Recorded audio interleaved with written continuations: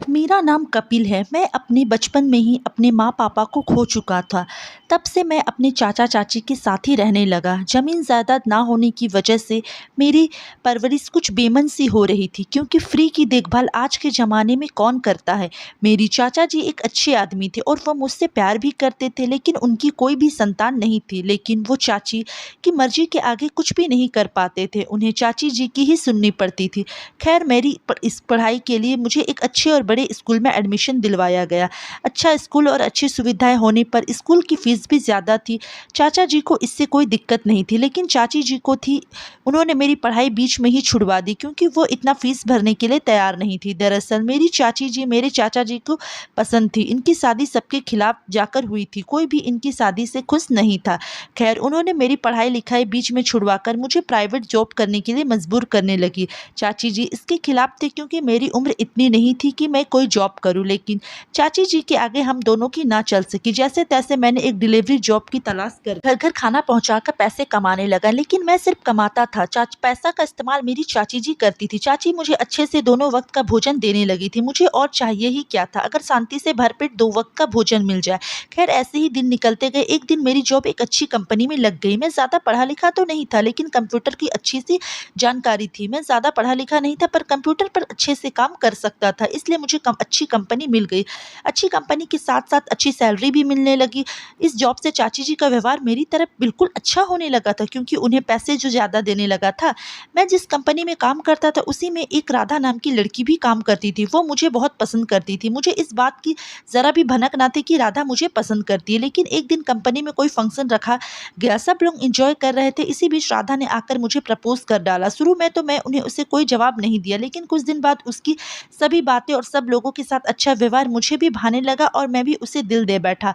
हम दोनों की प्रेम कहानी शुरू हो चुकी थी। मैंने तो उसमें बहुत कुछ देखा था, पर उसने मुझ में क्या देखा ये मुझे आज तक पता नहीं चला। खैर, बात अब चाची और राधा पे आ गई थी। सीधी सी बात, अगर प्यार किया है तो उसके साथ घूमना फिरना, डेट पर जाना लाजमी था, और उसमें खर्चा भी होता है। लेकिन जब चाची को पैसे कम मिलने लगे तो वो आग बबूला हो गई।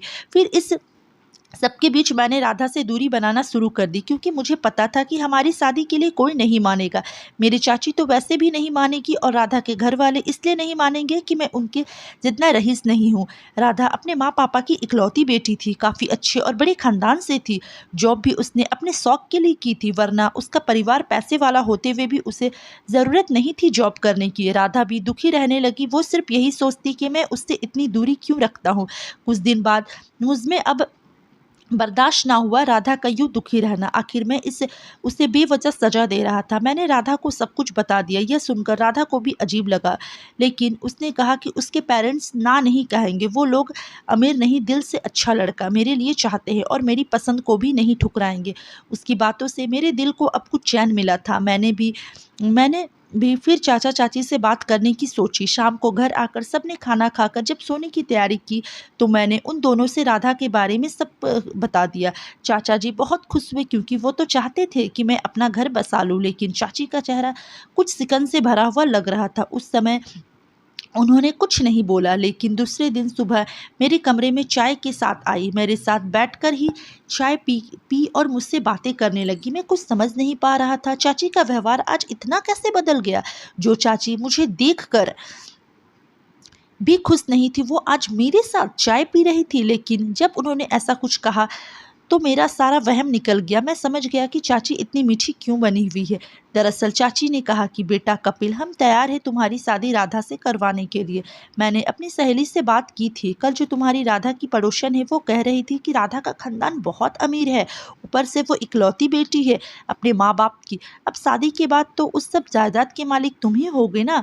मुझे चाची पर बहुत गुस्सा आ रहा था कि इतनी लालची औरत भी कोई हो सकती है क्या, जो राधा का पैसा देखकर उससे मेरी शादी के लिए राजी हुई है। इन्हें में हमारा प्यार नजर नहीं आया। खैर, मैंने चाची की बातों को बीच में ही छोड़कर जॉब पर जाने की तैयारी करने लगा। ऑफिस जाकर मैंने राधा से सारी बातें कह डाली। अब हम दोनों बहुत खुश थे।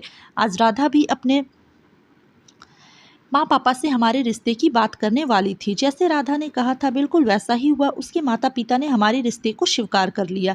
राधा ने मुझे कॉल करके अपने घर पर बुलाया और अपने माँ पापा से मिलवाया। मुझे उन लोगों से मिलकर बहुत अच्छा लगा। मुझे ऐसा एहसास हुआ जैसे मैं अपने माँ पापा से ही मिला हूँ। खैर, जब मैं घर आया तो चाचा चाची भी मेरा इंतज़ार ही कर रहे थे।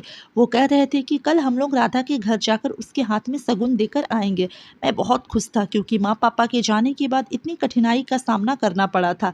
लेकिन अब राधा से मेरी शादी होगी ये जानकर मैं दिल ही दिल में खुशी के लड्डू फोड़ रहा था। खैर, हमारा रिश्ता पक्का कर दिया और शादी की तारीख भी निकाल दी।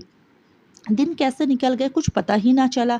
आज वो दिन था जिस दिन मेरी शादी राधा से होने वाली थी। घर में खुशियों का माहौल और ढोल नगाड़े की आवाज़ मुझे बहुत सुकून दे रही थी। लेकिन एक तरफ मुझसे ज़्यादा दुख किसी को नहीं हो रहा था क्योंकि आज मैं अपने माँ पापा को बहुत मिस कर रहा था। मेरी आंखों में आंसू आ गए ये सोचकर कि काश आज वो हमारे साथ होते तो कितना खुश होते।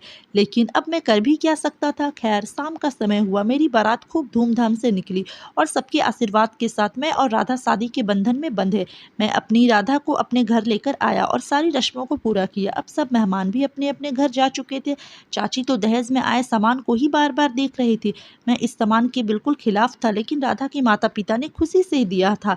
खैर, रात का समय हुआ। मैं और राधा अपने कमरे में चले गए और अपने पुराने दिनों को याद करते हुए अपने नए जीवन की शुरुआत की। दूसरे दिन हम लोगों ने राधा के माता पिता को खाने पर बुलाया। उन लोगों के आने के बाद हम लोगों ने खाना खाया और खूब बातें की। फिर वो लोग भी चले गए और हम भी शादी में आए गिफ्ट को खोलने लगे। घर में खुशी का माहौल था चारों ओर। इसी तरह दिन निकलते गए। हमारी शादी को 1 महीना ही बीता था कि एक अनहोनी हो गई। मेरे चाचा जी की तबीयत अचानक से बिगड़ गई थी। उन्हें हम शहर के हॉस्पिटल लेकर गए। तभी डॉक्टर ने उन्हें जयपुर बड़े हॉस्पिटल में रेफर कर दिया। दरअसल मेरी चाचा जी को हार्ट अटैक आया हुआ था। जयपुर ले जाते समय रास्ते में ही वो हमें और इस दुनिया को छोड़कर चले गए थे। मैं पूरी तरह से टूट चुका था क्योंकि माँ पापा के जाने के बाद सिर्फ वो ही थे जिन्होंने मुझे दिल से अपना माना था और एक बेटे की तरह मेरी हर ख्वाहिश पूरी की थी। लेकिन अब होनी को कौन टाल सकता है। आधे रास्ते में ही उन्हें घर पर लाया गया और गमगीन माहौल में उनका अंतिम संस्कार किया गया। सब लोग दुख में डूबे हुए थे। हम लोग चाची जी को संभालने में लगे थे क्योंकि उनसे ज़्यादा दुखी कौन हो सकता था। आखिर अपना पति खोया था उन्होंने। खैर, चाचा जी की तेरहवीं की गई और अच्छे से पंडित भोज करवाकर गरीबों में दान दक्षिणा की। अब चाची जी भी बहुत अच्छी हो गई थी। वो मुझे और राधा को अपनी ही बेटा बहू मानने लगी थी और अच्छे विचार के साथ अच्छे काम करने लगी थी। लालच से बिल्कुल छुटकारा पा चुकी थी। सब लोगों के साथ मीठा व्यवहार और नेक दिल हो जाने के बाद मैं भी उन्हें अब दिल से अपनी माँ की तरह मानने लगा था। खैर, कुछ दिन ऐसे ही निकले। लेकिन कुछ दिन बाद मेरे साथ अजीब सी हरकतें होने लगी। जैसे भी मैं राधा के साथ रोमांस करने का सोचकर कमरे में आता तो हम लोग पहले दूध पीते थे। जैसे ही मैं दूध पीता था तो मेरी हालत बेहोशी जैसी हो जाती थी और एकदम गहरी नींद में आ जाता था। सुबह जब उठकर देखता तो मेरे शरीर पर आधे कपड़े होते और बिस्तर भी पूरी तरह से बिखरा हुआ होता। राधा मुझसे रात वाली बातें करती कि मैंने उसके साथ ये किया वो किया, लेकिन मुझे कुछ याद नहीं होता। मुझे सिर्फ इतना याद होता था कि मैं दूध पी रहा हूँ। उसके बाद मैं क्या करता हूँ क्या नहीं मुझे कुछ भी याद नहीं रहता था। मैंने कुछ दिन तक अपना वहम और काम की थकावट का नतीजा समझकर इस बात को गौर नहीं की, लेकिन यह तो अब रोजाना होने लगा था।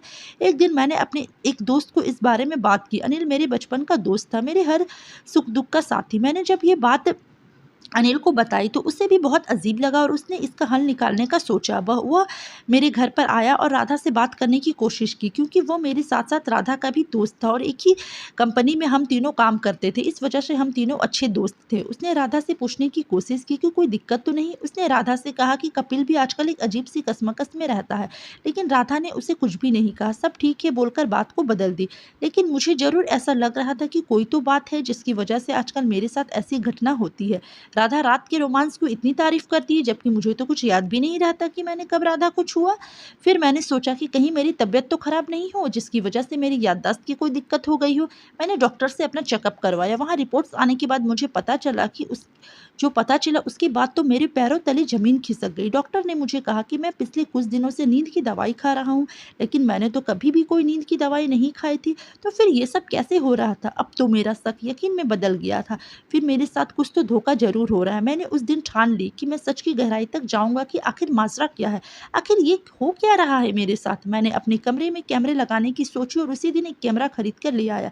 मैंने सारी बात अनिल को भी बता दी। वो भी मेरे साथ मिल गया और हम दोनों ने हमारे घर जाकर राधा और चाची को किसी बहाने से बाजार भेज दिया और हम दोनों ने मेरे कमरे में चुपके से एक कैमरा सेट करके रख दिया। अब कल कैमरा में सब सच सामने आने वाला था कि आखिर मेरे साथ होता क्या है। अनिल भी अब पता अनिल को भी जब पता चल गया कि मैंने अपने ऑफिस के काम की फाइल खोली और काम में लग गया। कुछ देर बाद राधा और चाची जी बाजार से घर आ गए। शाम का टाइम हुआ, सब लोगों ने खाना खाया और सोने चले गए। तभी कमरे में मैंने और राधा ने दूध पिया और फिर मैं उसी अवस्था में आ गया जैसे रोज आता था। दूध पीते ही मैं बेहोश सा होने लगा और गहरी नींद में सो गया। लेकिन दूसरे दिन सुबह उठकर देखा तो मेरा वही हाल था जो रोजाना होता था।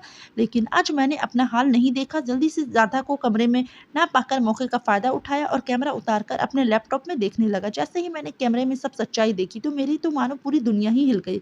मैंने देखा कि राधा किसी गैर मर्द के साथ संबंध बना रही है और मैं दूसरी तरफ एक कोने में गहरी नींद में पड़ा हुआ है। मेरी आंखों के सामने अब सच्चाई आ चुकी थी। मैं बिल्कुल टूटकर बिखर चुका था। जिससे मैंने जान से भी ज्यादा प्यार किया वो मेरे साथ धोखा कर रही थी। तभी मैंने हिम्मत की और राधा से सब कुछ पूछने लगा। राधा रो रही थी। तभी तभी अनिल आ जाता और कहता है कि राधा से नहीं, अपनी चाची से पूछ कि असली सच्चाई क्या है। मैं कुछ समझ नहीं पाया था।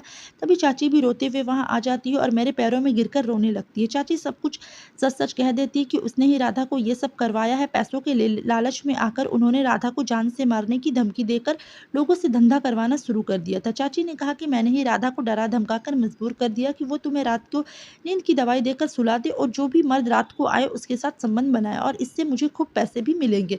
फिर सुबह राधा और मैं तुम्हारे कपड़े उतार देते थे और राधा को भी मैं कहती थी कि वो रात को ही तुमसे बात करे ताकि तुम्हें लगे कि तुम राधा के साथ संबंध बनाते हो। मुझे घिन आ रही थी चाची से कि एक औरत ऐसा कैसे कर सकती है। मैंने खुद पर अफसोस कर रहा था कि मैंने ऐसी नागिन चाची पर विश्वास कैसे कर लिया कि ये सुधर गई है। इसकी वजह से मुझे कितना प्यार करने वाली मेरी बीवी भी इसका शिकार होती रही। अब मेरी आंखों से आंसू रुकने तक का नाम ही नहीं ले रहे थे। तो दोस्तों, कैसे लगी आप लोग को कहानी? अगर अच्छी लगी होगी तो वीडियो को लाइक ज़रूर करें और चैनल पर अगर नए आए हो तो चैनल को सब्सक्राइब करना बिल्कुल भी ना भूलें। मिलते हैं एक नई कहानी के साथ। तब तक के लिए bye bye, take care, thanks for watching.